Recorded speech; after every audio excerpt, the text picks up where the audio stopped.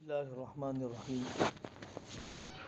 5 جزیات ہیں، 5 باتیں ہیں جو مناسب سامنے آیا کہ مذاکرہ کیا جائے۔ ہمارے حفظ کے نظام میں ترغیب کا پہلو نہ ہونے کے برابر ہوتا ہے۔ تبلیغی جماعت ایک کامیاب جماعت ہے، 80 سال 90 سال سے کام کر رہی ہے۔ ہر عمل سے پہلے اس کی ترغیب، ہر دن ترغیب، ہر موقع پر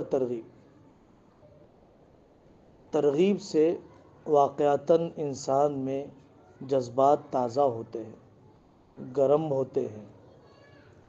فضائل قرآن کا ایک مضمون ہے، ہر جگہ پر فضائل قرآن ہے۔ آخرت کی بنیاد پر ترغیب، ثواب کی بنیاد پر اٹھانا۔ یاد آیا کہ ابھی غزہ کے واقعات، ایمان افروز واقعات ساری دنیا کے سامنے ہیں۔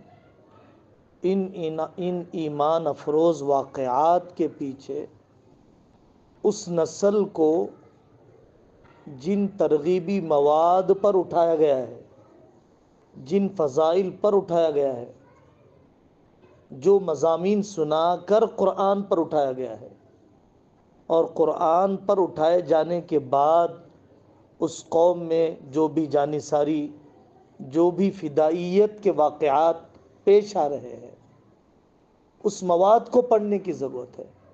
فضائل اعمال کو پڑھنے کی ضرورت ہے، فضائل قرآن کو پڑھنے کی ضرورت ہے۔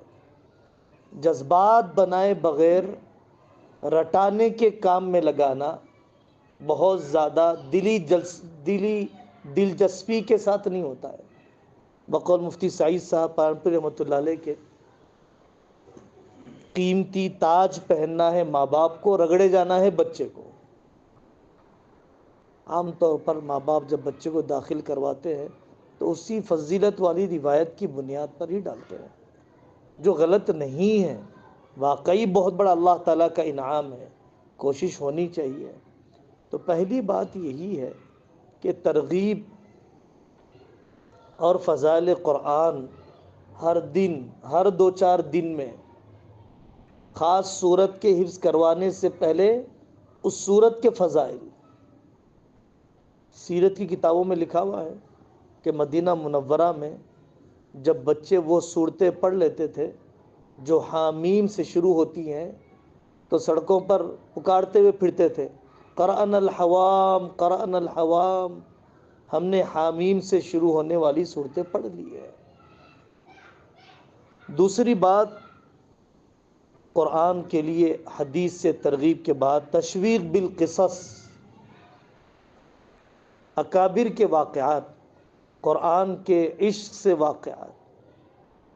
بہت سارے لوگوں نے کتابیں لکھی ہے، فیصل ندوی بھٹکلی صاحب کی کتاب عربی میں تو بہت بڑا ذخیرہ ہے کہ جس میں اکابر کے قرآن کے ساتھ شغف کو نقل کیا گیا۔ پڑوسی ملک کے ایک عالم ہیں، بہت پرانے بزرگ محسوس ہوتے ہیں، حضرت مولانا جمال الدین صاحب، ان کی ایک کتاب خادمان قرآن، واقعتاً بہت مختصر کتاب ہے اور اب تک کے ناقص مطالعے میں اس سے بہتر محسوس نہیں ہوئی۔ انہوں نے نقل کیا مکثرین قرآن، زیادہ پڑھنے والے، حفاظ عمیان قرآن، اندھے حفاظ کیا گزرے ہیں، محدثین حفاظ قرآن، صوفیہ حفاظ قرآن، مجتہدین حفاظ قرآن، طویل عرصے تک خدمت کرنے والے، شہادت اور تلاوت کی موت پانے والے، موت کے وقت تلاوت کرنے والے، ان سب قراء کے واقعات کو نقل کیا ہے۔ مبشرین، جن کو اللہ تبارک و تعالیٰ نے کثرت تلاوت پر کسی خاص بشارت سے نوازا ہے، کیونکہ حقیقت یہی ہے کہ جو عاشق قرآن بنتا ہے وہی حافظ قرآن بنتا ہے، جو عاشق قرآن بنتا ہے وہی خادم قرآن بن کے مرتا ہے۔ تو قصوں کے ذریعے سے تشویق پیدا کرنے کی فکر کرنا چاہیے، وقتاً فوقتاً ایسے قصے سنائے جانے چاہیے۔ ہر علاقے میں بھی ایسی شخصیات ہوتی ہیں، ہر مدرسے میں بھی قدیم شخصیات ہوتی ہیں، تاریخ میں بھی شخصیات ایسی موجود ہیں، ہمارے علاقے میں بھی ہیں، آپ کے علاقے میں بھی ہیں۔ مجھے یاد آیا حافظ موسیٰ صاحب ہاسوٹ والوں نے ہی مجھے سنایا تھا کہ یہاں پر قریب کے علاقے میں ایک مدرسے میں ایک استاد محترم سبق سن رہے تھے اور طالب علم نے غلطی کی، وہاں پر انہوں نے ٹوکا، اس کے بعد استاد کی ہچکی لگی اور انتقال ہو گیا۔ خدمت قرآن کے ساتھ اللہ تبارک و تعالیٰ نے ملاقات کا موقع عطا فرمایا۔ تو تشویق بالقصص یہ دوسرا کام ہونا چاہیے، اس کا مواد تلاش کرنا چاہیے۔ بہترین کتابیں اس سلسلے میں موجود ہے، اجتماعی طور پر ہونا چاہیے، انفرادی طور پر ہونا چاہیے، تیاری کر کے ہونا چاہیے۔ تیسری بات یہ ہے جو پورے نظام تعلیم میں ہر جگہ کے لیے اہمیت رکھتی ہے کہ علم حقیقت میں نام تو عمل ہی کا ہے، علم حقیقت میں عمل ہی کا نام ہے۔ حضرت رسول اللہ صلی اللہ علیہ وسلم کا عمل ہی صحابہ کا علم ہے، صحابہ کا عمل ہی تابعین کا علم ہے، گزشتہ لوگوں کا عمل آنے والے لوگوں کا علم بن جاتا ہے۔ حدیث پاک ہے قیامت کے قریب علم کو اٹھا لیا جائے گا، تو وہ علم کو اٹھا لیا جانا کتابوں کے اٹھا لیے جانے سے نہیں ہے، علم کا اٹھا لیا جانا تحریر کے اٹھا لیے جانے سے نہیں ہے، نقوش کے اٹھا لیے جانے سے نہیں ہے، علم کا اٹھا لیا جانا شخصیات کے اٹھا لیے جانے سے ہے۔ ایسی شخصیت اٹھ گئی کہ جن کو دیکھ کر دعا کی ابتحالی کیفیت سمجھ میں آتی تھی، ایسی شخصیت اٹھ گئی جن کو دیکھ کر حسن معاشرت سمجھ میں آتی تھی، ایسی ہستی اٹھ گئی جن کو دیکھ کر حسن انتظام سمجھ میں آتا تھا، جن کو دیکھ کر حسن معاملہ سمجھ میں آتا تھا، جن کو دیکھ کر انداز تربیت سمجھ میں آتے تھے۔ تو علم کا اٹھا لیا جانا یہ ہے کہ علماء کو اٹھا لیا جائے، راسخین کو اٹھا لیا جائے، مثالی شخصیات کو اٹھا لیا جائے، عملی نمونوں کو اٹھا لیا جائے۔ تو اس سے پتہ چلا کہ علم تو عمل ہی کا نام ہے۔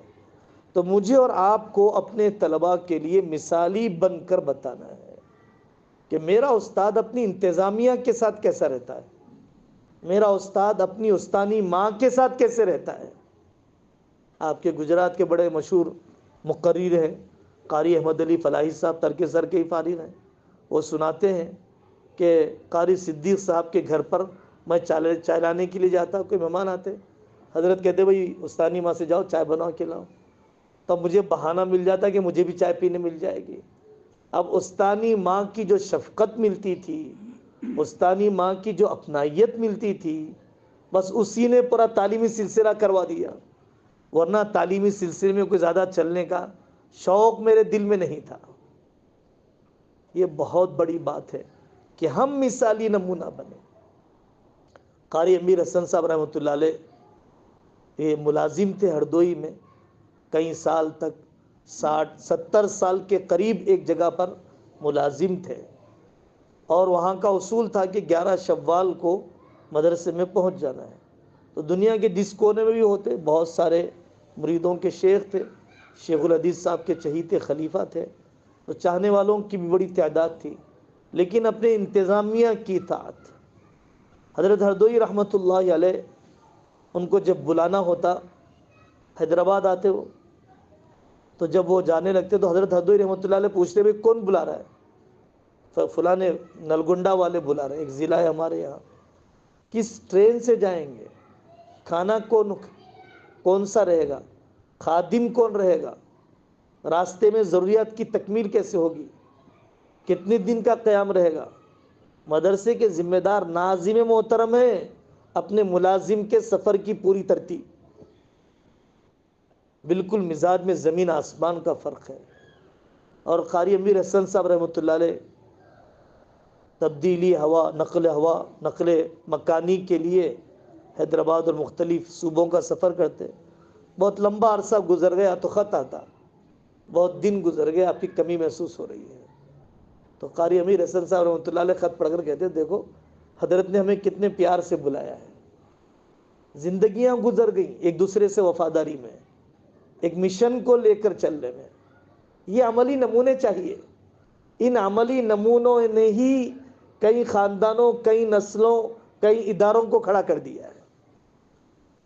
عملی نمونہ بننا ہے زندگی کے ہر پہلو میں۔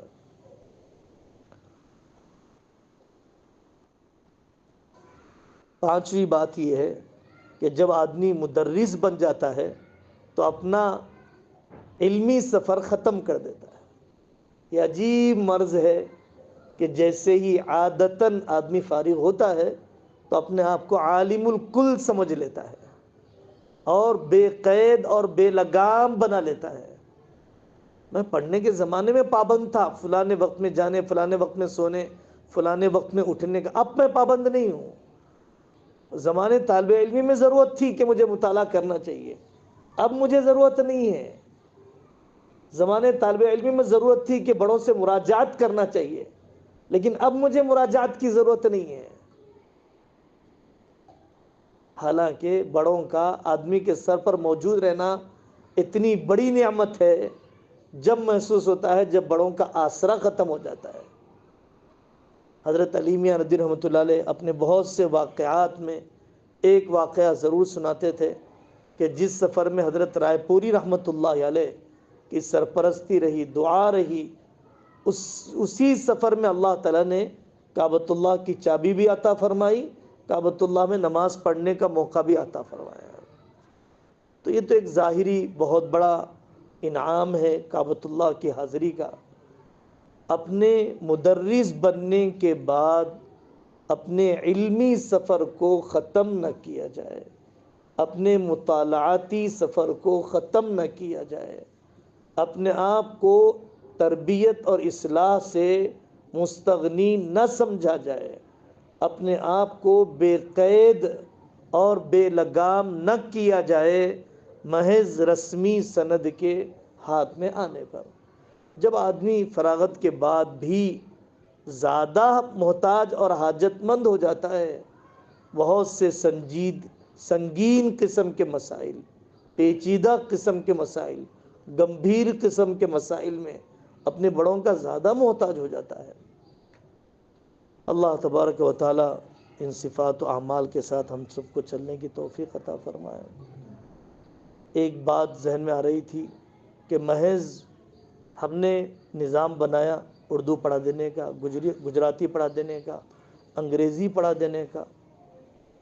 ہمارے نظام تعلیم میں حقیقتاً مفتی شفیع صاحب رحمۃ اللہ علیہ فرماتے تھے ہر چیز کے نمبر ہیں، اخلاق کے نمبر کہاں پر ہیں؟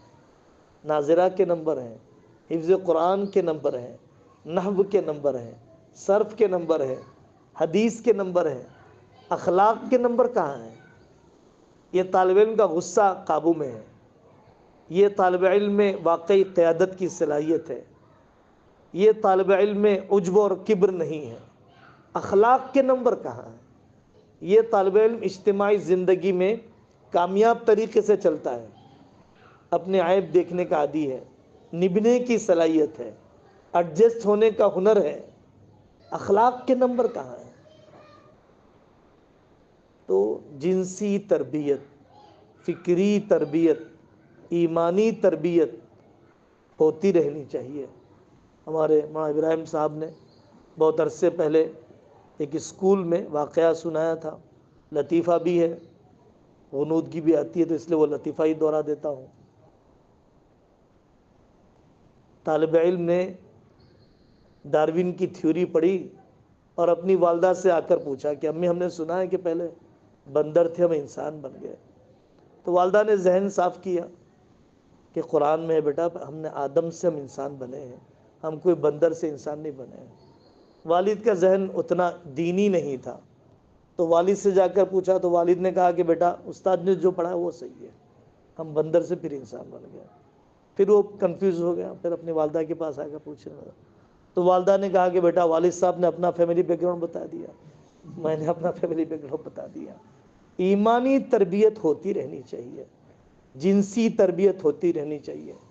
طالب علم کے چہرے پر محسوس ہو رہا ہے کہ اس کے جسم میں بلوغ کے اثرات ہیں، جذبات کی تبدیلی ہے۔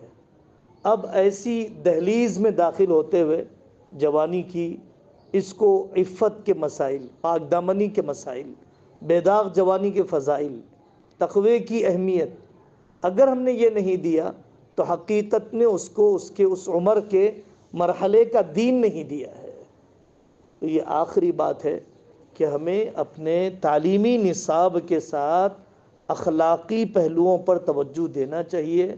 تربیت کا جو پہلو ایمانی ہے، تربیت کا جو پہلو اخلاقی ہے، تربیت کا جو پہلو جنسی ہے، کبھی ایسا ہونا چاہیے اپنی بیوی کے ساتھ، اپنے بچوں کے ساتھ، اپنے شاگردوں کے ساتھ، چلو بیٹا آج حضرت نبی پاک صلی اللہ علیہ وسلم کی یاد آ گئی، ہم درود شریف پڑھیں گے، تھوڑی دیر دعا کر لیں گے۔ آج میں سناتا ہوں آقا کے کمالات، روحانی کمالات سناتا ہوں، آج ان کی معجزات سناتا ہوں، جسمانی کمالات سناتا ہوں۔ ایسا ماحول کبھی بننا چاہیے۔ عالمی حالات کے کوئی تاثر قائم ہو گیا، فلاں ملک کے مسلمان پریشان ہیں، کچھ تو اجتماعیت کا احساس ہو، ملی ذمہ داریوں کا احساس ہو، امت کے جسد واحد ہونے کا کبھی تو رنگ دیکھا ہو اس نے ہماری زندگی میں۔ اللہ تعالی ہم سب کو قبول فرمائے۔